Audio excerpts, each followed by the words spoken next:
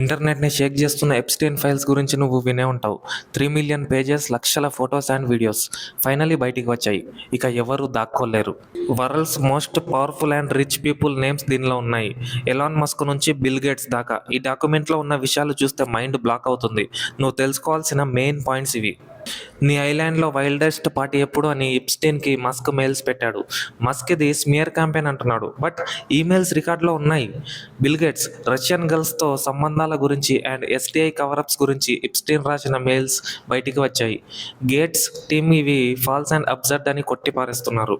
Lord's మండెల్సన్ Epstein దగ్గర నుంచి $75,000 money trials బయటపడడంతో ఆయన రిజైన్ చేసి హౌస్ ఆఫ్ లార్డ్స్ నుంచి తొలగిపోయారు.